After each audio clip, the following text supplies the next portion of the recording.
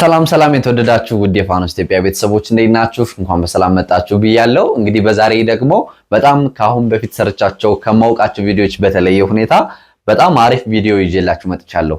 ለምንድነው አሪፍ ያልኩት? በእርግጥ ሁሌም አሪፍ ቪዲዮዎችን ነው የምሰራላችሁ። የዛሬው ደግሞ ለየት የሚያደርገው ምንድነው ተከታታይ ቪዲዮ ነው የምሰራላችሁ። ነገር ግን ምን አድርጌ ነው ደግሞ ሎንግ እና ሾርት የሚባሉትን ድምጾች አንድ ላይ ያነጻጸርኩ ማለት ነው። ይህ ማለት ደግሞ ፊደላቶችን እንዴት ማንበብ እንዳለባችሁ በግልጽ እና በአጭሩ እንድትረዱት ያግዛችኋል። እዚህ ላይ የምትመለከቷቸው ሎንግ ቫወል ኤ ይለናል። በዚህ በኩል በጥቁር የጻፍኳቸው ሎንግ የሚባሉት ማለት ነው።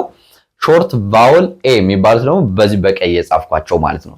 ያ ማለት እዚህ ላይ የምታዩት ኤ እና እዚህ ላይ የምታዩት ኤ አናባባ የተለያየ ነው ማለት ነው። ይሄን ከተረዳችሁ አጠቃላይ ሎንግ እና ሾርት የምለው ኮንሰፕት ሁሌም ሳስተምራችሁ ግልጽ ይሆንላችኋል። በዚህ ብቻ አይደለም ሌሎችንም በኢም በአይም በኦም በዩም የምሰራቸው ሁሉ ግልጽ ይሆኑላችኋል ማለት ነው። ኦኬ እንግዲህ በነገራችን ላይ ሎንግ ቫወል ኤ ሎንግ ማለት ምን ማለት ነው? አሁን የመጀመሪያ አንዳንዴ የብዙዎች ጥያቄ ሎንግ ማለት ምን ማለት ነው፣ ሾርት ማለት ምን ማለት ነው የሚለው ስለሆነ ሎንግ የምንለው የፊደሉ ስም ሲሆን ነው። የፊደሉ ራሱ ስሙ ሲሆን ሎንግ እንለዋለን። ያ ማለት የኤ ስሟ ማን ነው? የኤ ስሟ ኤ ነው ማለት ነው። ኤ የኤ ስሟ ማን ነው? ኤ ነው ማለት ነው። ወይ ደግሞ እንደዚህ ሎንግ ሲሆን ኤ የሚል ይሆናል። የዚህ ላይ ሾርት ስትሆን ደግሞ የኤ ስሟ ማን ነው? አ ይሆናል ማለት ነው። ስለዚህ እንደ ኤ የምትነበብበትና እንደ አ የምትነበብበትን ቦታ መለየት ነው ማለት ነው ትልቁ ቁም ነገራችን። ምክንያቱም ብዙ ተማሪ የሚቸገረው እዚህ ላይ ስለሆነ እንግዲህ መቼ ነው እንደዚህ የምናነባት ካላችሁ በዚህ ላይ ኤ እንደ ስሟ ኤ ተብላ ነው የምትነበበው። ሁሉም ላይ ልጻፍላችሁ።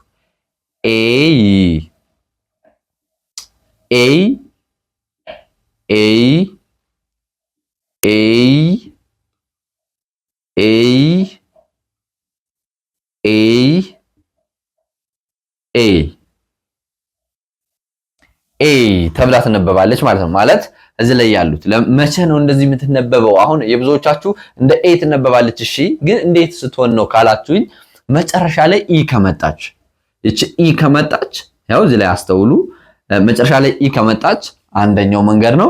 ሁለተኛው ደግሞ እንደዚህ ሁለት ሆነው ከመጡ ኤ እና አይ ሆነው ከመጡና ኤ እና ዋይ ሆነው ከመጡ እዚህ ላይ ያው ጌም የሚለው ኢ መጨረሻ አለች ማለት ነው። ስለዚህ እነዚህ ሁኔታዎች መጨረሻ ላይ ኢ ከመጣች መቼ ነው? ሁሌ ስለመጣች ሳይሆን እዚህ ላይ ኤ ሁና እዚህ ላይ ሌላ ፊደል ይመጣና እዚህ ላይ ኢ ትመጣለች። እዚህ ላይ ኤ አለች እዚህ ላይ ሌላ ፊደል ይመጣና ኢ ትመጣለች። ከዚህ ላይ ኤ አለች እዚህ ላይ ኢ። ያ ማለት እንዲህ ማለት ነው። ኤ ትመጣለች እዚህ ላይ ሌላ ይመጣና እዚህ ላይ ኢ ከመጣ በቃ ይሄ ምን እንለዋለን? ኤ ተብሎ ይነበባል ማለት ነው። ኤ ተብሎ ይነበባል። አይ ቲንክ ቀላል ነው አይደል? ያ ማለት ለምሳሌ ክ እንላታለን። ሲን እንደ ክ እናነባትና ክ ኤ ክ ኬክ እንለዋለን ማለት ነው። ኬክ ማለት ምን ማለት ነው? ዳቦ ማለት ነው፣ ወይ ደግሞ ኬክ ማለት ነው። ስለዚህ ክ ኤ ክ ኬክ ይሆናል። ም እንላለን። እቺ ደግሞ ም ኤ ም ኤ ክ ሜክ ቀላል ነው። ሰው ሜክ ማለት ማድረግ መስራት ማለት ነው። ማድረግ ወይም ደግሞ መስራት ማለት ነው። እሺ ል እንላለን። እቺን ል ኤ ት ሌት ማርፈድ ማለት ነው። ሌት ማርፈድ። ኦኬ እቺን ደግሞ ፍ ብለን ነው የምናነባት። ፍ ኤ ስ እቺን ስ ብለን እናነባታለን። አሁን እዚህ ላይ አንድ ጥያቄ፣ ይችን ሲን ማለት ነው እንደ ስ አንበበናት። ለምንድን ነው እዚህ ላይ እንደ ክ ያነበብናት ካላችሁኝ ሲ ከኤ ጋር ከኦ ጋር እና ከዩ ጋር ከመጣች ምን ትባላለች? ሃርድ ትሆናለች። ሃርድ ማለት እንደ ክ ትነበባለች ማለት ነው። ሲ ከኢ ጋር ከአይ ጋር እና ከዋይ ጋር ከመጣች ደግሞ እንደ ስ ትነበባለች። ስለዚህ እነዚህን ሁለት መንገዶች ብትይዙ በቀላሉ ትለዩታላችሁ ማለት ነው እንጂ ያለ ምክንያት የሚጻፍ የእንግሊዘኛ እንትን የለም በደንብ ካያችሁት። ስለዚህ ፍ ኤ ስ ፌስ ትላላችሁ ማለት ነው። ከዛ ር ኤ ን ሬን አያችሁ። ምክንያቱም አይ ኢ ከመጣ እንግዲህ ከዚህ ከነገርኳችሁ በተረፈ ደግሞ አይ ኤ እና አይ ሲመጡ ኤ ተብለው ነው የሚነበቡ። በጣም ብዙ ቦታ ላይ ይመጣሉ ኤ ተብለው ነው የሚነበቡ ማለት ነው። ር ኤ ን ሁለቱን በአንድ ላይ ማለት ነው። ር ኤ ን ሬን ሬን ትላላችሁ። ድ ኤ አሁን ኤ አይ ነው አይደለ? እዚህ ጋር ደግሞ ኤ እና ዋይ ሲሆኑ ማለት ነው። ኤ እና ዋይ ሲሆኑ ኤ ይባላሉ ማለት ነው። ድ ኤ ዴ ዴ ዴ ማለት ቀን ማለት ነው። ቀን። ሬን ማለት ምን ማለት መሰላችሁ? ሬን ማለት ዝናብ ማለት ነው። ሬን። እዚህ ደግሞ ፌስ ፌስ ፌስ ማለት ደግሞ ፊት ማለት ነው። ፊት ፌስ ፊት ይባላል ማለት ነው። ሌላኛው ግ ኤ ም ጌም ጌም ጌም ማለት ጨዋታ ነው።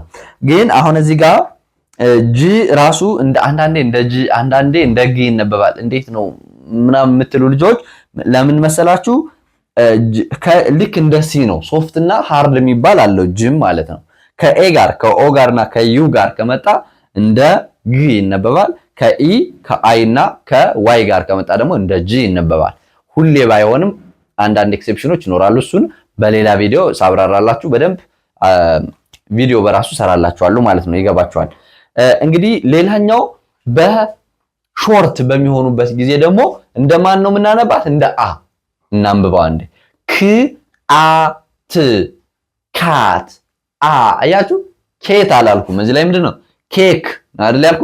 እዚህ ላይ ግን ኬት አላልኩም፣ ካት ነው ያልኩኝ ማለት ነው። ክ አ ት ካት ካት እላለሁ ማለት ነው። ካት ማለት ድመት ማለት ነው።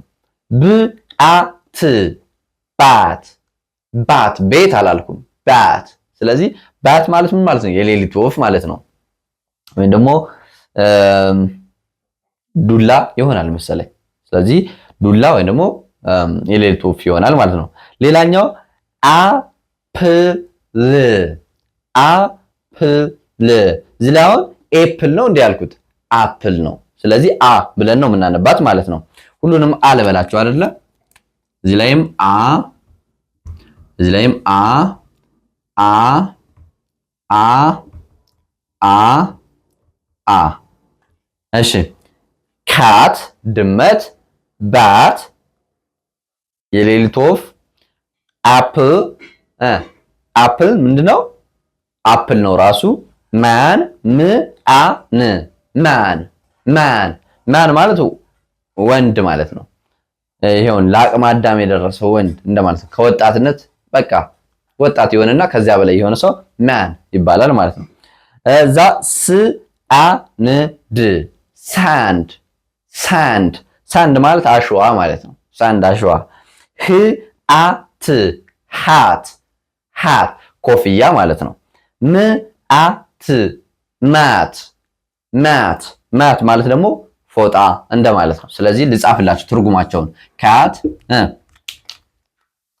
ድመት፣ ድመት። አያችሁ ብዙ ጊዜ አሁን ያለ ትርጉም ለመጻፍ ሞክር ነበር፣ ግን ብዙዎቻችሁ ትርጉሙንም ትፈልጉታላችሁ። ስለዚህ አብራችሁ በዛው እንድትይዙት ጽፍላችኋለሁ። ባት ማለት የሌሊት ወፍ፣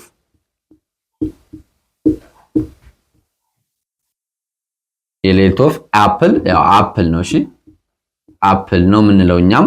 ማን ሰውዬ የምንለው ነው። ሰውዬ ማለት ይቻላል። ሳንድ አሸዋ አሸዋ አሸዋ። ሃት ኮፍያ ኮፍያ ሃት። ማት ፎጣ ፎጣ እንለዋለን ማለት ነው። ፎጣ እንለዋለን። ሌላኛው እነዚህኞቹ ደግሞ ኬክ ማለት ያው ኬክ ነው የምንለው አይደለም። ኬክ ኬክ ነው። እዚህ ጋር ኬክ ኬክ ነው። ሜክ መስራት ማለት ነው። መስራት መስራት ማለት ነው። ሌት ማርፈድ ነው። ማርፈድ ማርፈድ ማለት ነው። ፌስ ማለት ፊት ማለት ነው። ፊት ፊት ማለት ነው። ሬን ማለት ዝናብ ማለት ነው። ዝናብ። ሌላኛው ዴይ ማለት ቀን ማለት ነው። ቀን ጌም ማለት ጨዋታ ነው። ጨዋታ ማለት ነው። ስለዚህ እነዚህን አያችሁ አንዳንዴ አዘውትራችሁ እንትን ማለት አለባችሁ። አሁን እዚህ በላይ ማስተማር እችል ነበር፣ የቦታ ጥበት ይኖርብኛል። ጊዜያችሁንም እንትን ላለ ማለት ኮንሰፕቱን ካያችሁት ያው ቀላል ስለሆነ ስታነቡ ትረዱታላችሁ። ይችን የጻፋችሁታን ጽፋችሁ በደንብ በተደጋጋሚ ፕራክቲስ ወይ ደግሞ ልምምድ ካደረጋችሁ ይህ ብቻ በቂ ነው። ኤ በኮንሶናንት አቅፋ ከመጣች ኤ ትባላለች። ሌላ ደግሞ ኤ እና አይ ከመጡ ኤ ይባላል። ወይ ደግሞ ኤ እና ዋይ መጨረሻ ላይ እንደዚህ ከመጣ ኤ ይባላል። በቃ አለቀ። እነዚህን ከያዛችሁ በቂ ነው። ሾርት ስትሆን ደግሞ ብቻዋን በምትመጣበት ጊዜ ኤ እዚህ ላይ እንትን አለ። በዚህ ስለሆነች በጣም ብዙ ተነባቢ ስላለ በዚህ በኩል ያለችዋ ኤ ሳይሆን አ ነው የምትሆነው ማለት ነው። ሌላኛው ያው እዚህ ላይ ያሉትንም ለብቻቸው በሚመጡ ጊዜ አ ተብለው እንደሚነበቡ መረዳት ይኖርባቸዋል ማለት ነው።